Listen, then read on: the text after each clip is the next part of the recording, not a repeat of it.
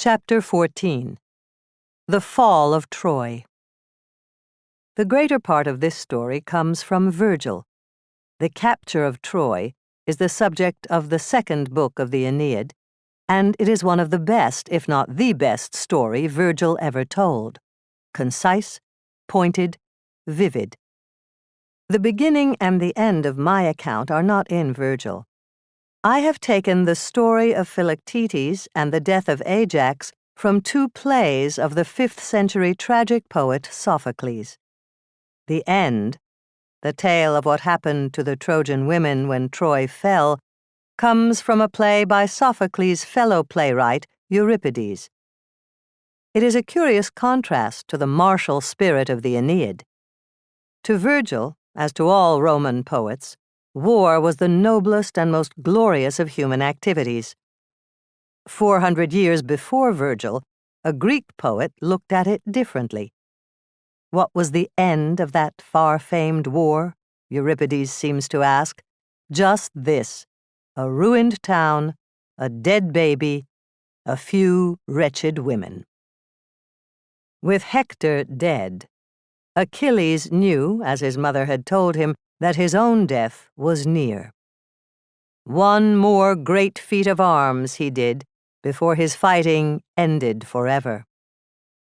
Prince Memnon of Ethiopia, the son of the goddess of the dawn, came to the assistance of Troy with a large army, and for a time, even though Hector was gone, the Greeks were hard-pressed and lost many a gallant warrior, including swift-footed Antilochus, old Nestor's son. Finally, Achilles killed Memnon in a glorious combat, the Greek hero's last battle. Then he himself fell beside the Scaean gates. He had driven the Trojans before him up to the wall of Troy. There, Paris shot an arrow at him, and Apollo guided it so that it struck his foot in the one spot where he could be wounded, his heel. His mother, Thetis, when he was born, had intended to make him invulnerable by dipping him into the river Styx. But she was careless and did not see to it that the water covered the part of the foot by which she was holding him. He died, and Ajax carried his body out of the battle, while Odysseus held the Trojans back. It is said that after he had been burned on the funeral pyre, his bones were placed in the same urn that held those of his friend Patroclus. His arms, those marvelous arms Thetis had brought him from Hephaestus, caused the death of Ajax. It was decided, in full assembly, that the heroes who best deserved them were Ajax and Odysseus. A secret vote was then taken between the two, and Odysseus got the arms. Such a decision was a very serious matter in those days. It was not only that the man who won was honored, the man who was defeated was held to be dishonored. Ajax saw himself disgraced, and in a fit of furious anger, he determined to kill Agamemnon and Menelaus. He believed, and with reason, that they had turned the vote against him. At nightfall, he went to find them, and he had reached their quarters when Athena struck him with madness. He thought the flocks and herds of the Greeks were the army, and rushed to kill them, believing that he was slaying now this chieftain, now that. Finally, he dragged to his tent a huge ram, which, to his distracted mind, was Odysseus, bound him to the tent pole, and beat him savagely. Then his frenzy left him. He regained his reason, and saw that his disgrace in not winning the arms had been but a shadow, as compared with the same his own deeds had drawn down upon him. His rage, his folly, his madness would be apparent to everyone. The slaughtered animals were lying all over the field. The poor cattle, he said to himself, killed to no purpose by my hand. And I stand here alone, hateful to men and to gods. In such a state, only a coward clings to life. A man, if he cannot live nobly, can die nobly. He drew his sword and killed himself.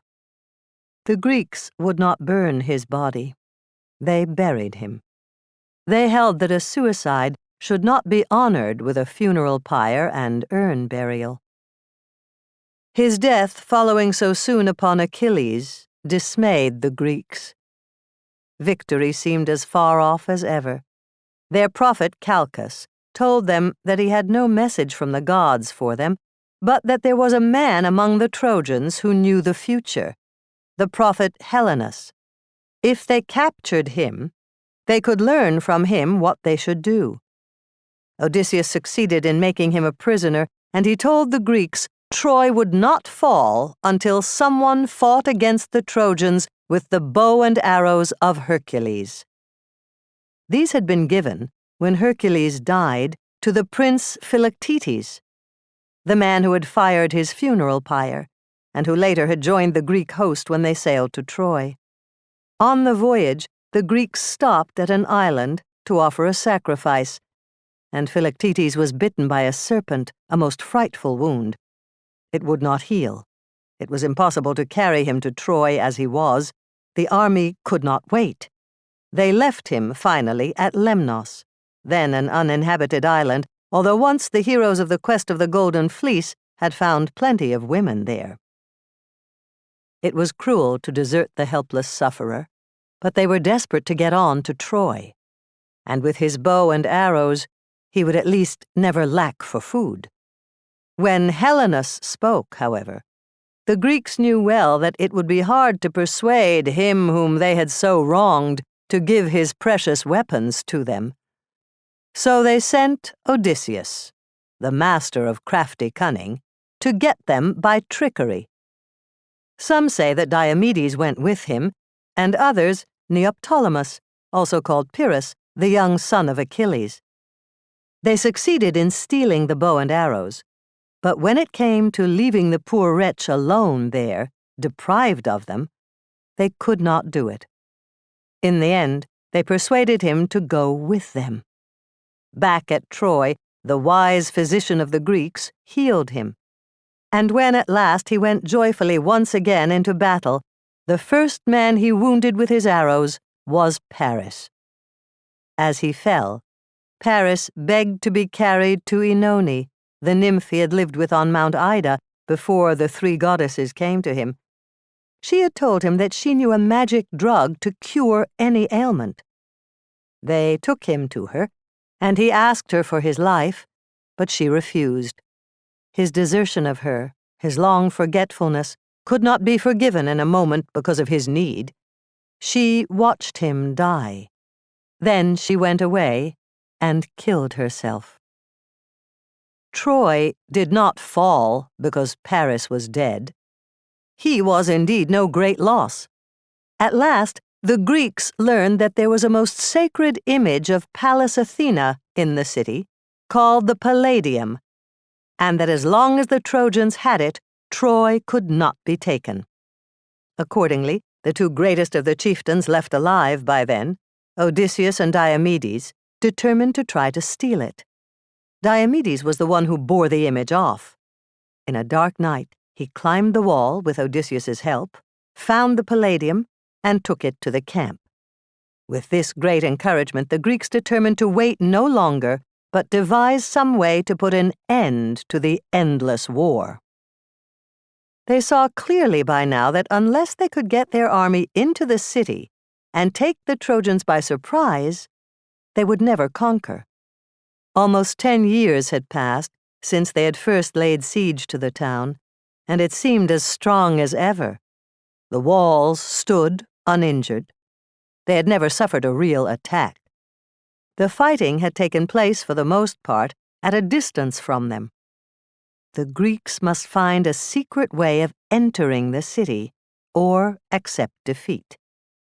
The result of this new determination and new vision was the stratagem of the wooden horse.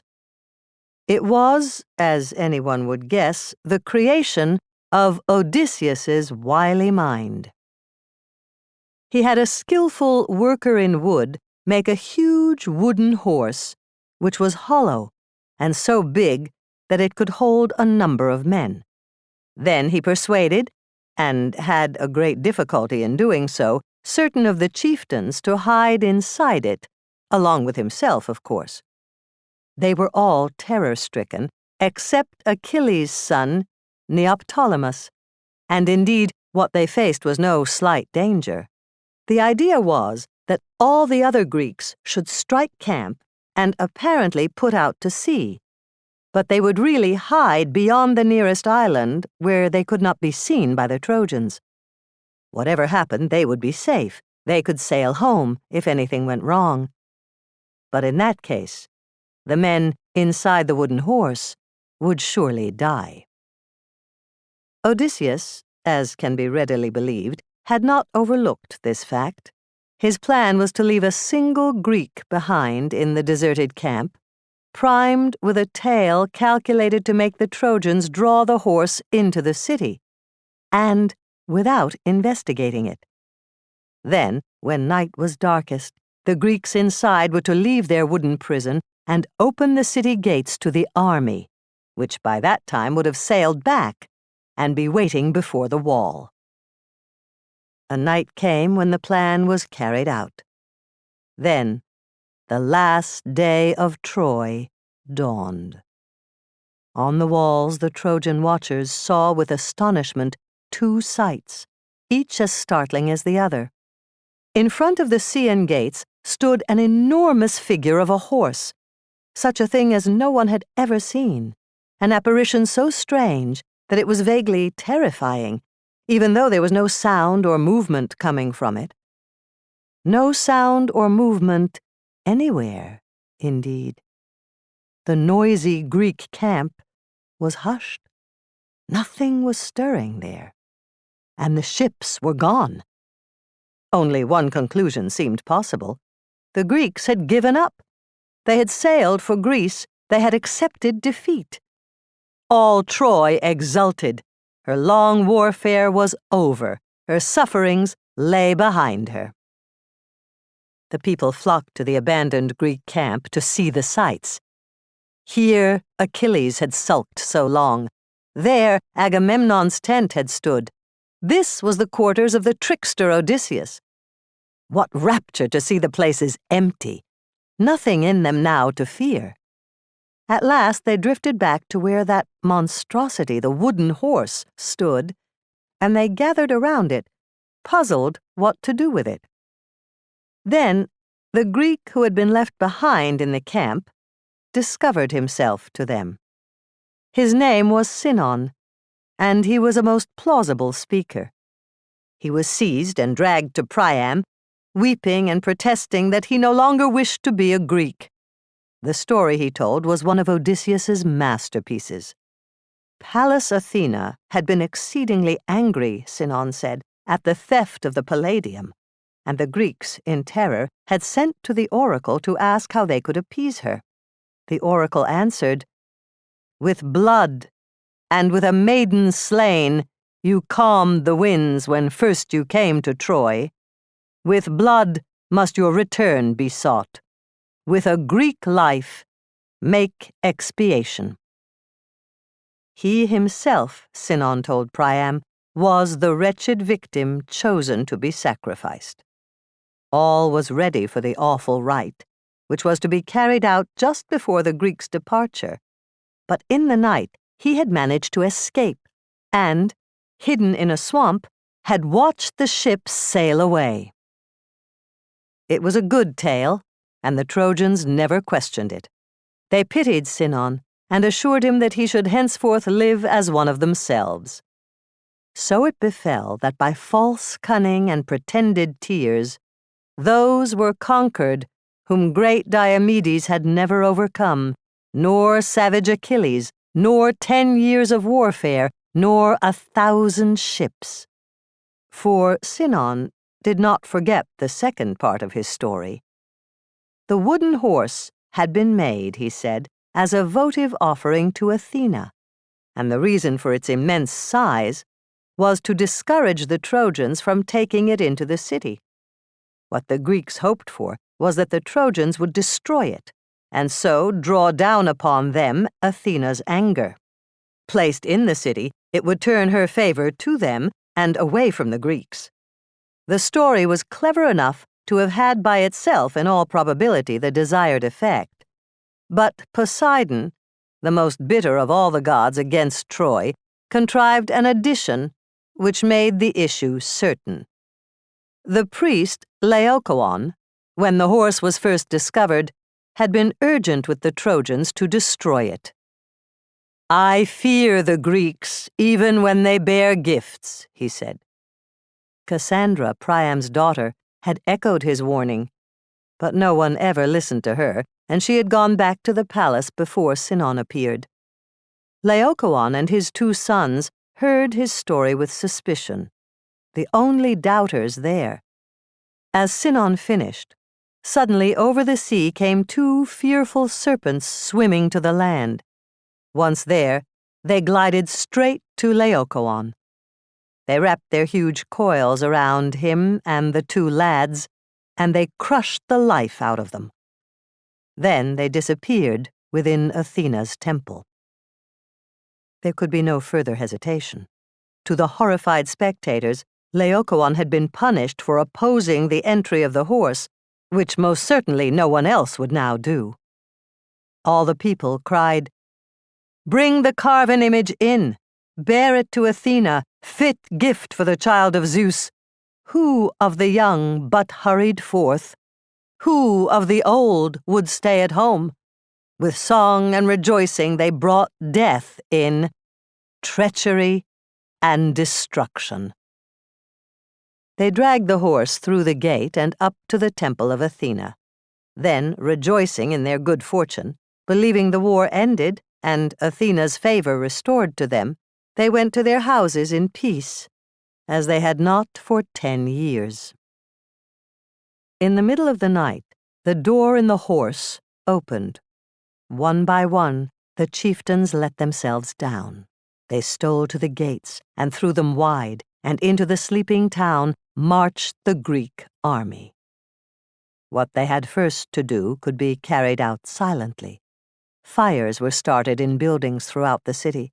By the time the Trojans were awake, before they realized what had happened, while they were struggling into their armor, Troy was burning. They rushed out to the street one by one in confusion. Bands of soldiers were waiting there to strike each man down before he could join himself to others. It was not fighting, it was butchery. Very many died, without ever a chance of dealing a blow in return. In the more distant parts of the town, the Trojans were able to gather together here and there, and then it was the Greeks who suffered. They were borne down by desperate men who wanted only to kill before they were killed. They knew that the one safety for the conquered was to hope for no safety. This spirit often turned the victors into the vanquished. The quickest-witted Trojans tore off their own armor and put on that of the dead Greeks. And many a Greek, thinking he was joining friends, discovered, too late, that they were enemies, and paid for his error with his life. On top of the houses, they tore up the roofs and hurled the beams down upon the Greeks. An entire tower standing on the roof of Priam's palace was lifted from its foundations and toppled over. Exulting, the defenders saw it fall and annihilate a great band who were forcing the palace doors. But the success brought only a short respite. Others rushed up carrying a huge beam. Over the debris of the tower and the crushed bodies, they battered the doors with it. It crashed through, and the Greeks were in the palace before the Trojans could leave the roof. In the inner courtyard around the altar were the women and children, and one man, the old king. Achilles had spared Priam, but Achilles' son struck him down before the eyes of his wife and daughters. By now, the end was near. The contest from the first had been unequal. Too many Trojans had been slaughtered in the first surprise. The Greeks could not be beaten back anywhere. Slowly, the defense ceased. Before morning, all the leaders were dead, except one. Aphrodite's son, Aeneas, alone among the Trojan chiefs, escaped. He fought the Greeks as long as he could find a living Trojan to stand with him, but as the slaughter spread and death came near, he thought of his home, the helpless people he had left there. He could do nothing more for Troy, but perhaps something could be done for them. He hurried to them, his old father, his little son, his wife, and as he went, his mother Aphrodite appeared to him, urging him on and keeping him safe from the flames and from the Greeks. Even with the goddess's help, he could not save his wife. When they left the house, she got separated from him and was killed. But the other two he brought away, through the enemy, past the city gates, out into the country, his father on his shoulders, his son clinging to his hand. No one but a divinity could have saved them, and Aphrodite was the only one of the gods that day who helped a Trojan. She helped Helen, too. She got her out of the city and took her to Menelaus. He received her gladly, and as he sailed for Greece, she was with him. When morning came, what had been the proudest city in Asia was a fiery ruin. All that was left of Troy was a band of helpless, captive women, whose husbands were dead, whose children had been taken from them. They were waiting for their masters to carry them overseas to slavery. Chief among the captives was the old queen, Hecuba, and her daughter-in-law, Hector's wife, Andromache. For Hecuba, all was ended. Crouched on the ground, she saw the Greek ships getting ready, and she watched the city burn. Troy is no longer, she told herself, and I, who am I? A slave men drive like cattle, an old gray woman that has no home. What sorrow is there that is not mine? Country lost, and husband, and children, glory of all my house brought low. And the women around her answered, We stand at the same point of pain. We are, too, slaves. Our children are crying. Call to us with tears. Mother, I am all alone. To the dark ships now they drive me, and I cannot see you, Mother. One woman still had her child. Andromache held in her arms her son Astyanax, the little boy who had once shrunk back from his father's high-crested helmet. He is so young, she thought, they will let me take him with me. But from the Greek camp a herald came to her and spoke faltering words. He told her that she must not hate him for the news he brought to her against his will. Her son, she broke in, not that he does not go with me. He answered, The boy must die, be thrown down from the towering wall of Troy. Now, let it be done. Endure like a brave woman. Think, you are alone, one woman and a slave and no help anywhere. She knew what he said was true. There was no help. She said goodbye to her child. Weeping, my little one? There. You cannot know what waits for you. How will it be? Falling down, all broken, and none to pity. Kiss me. Never again. Come closer, closer. Your mother who bore you, put your arms around my neck. Now, kiss me, lips to lips. The soldiers carried him away. Just before they threw him from the wall, they had killed, on Achilles' grave, a young girl, Hecuba's daughter, Polyxena.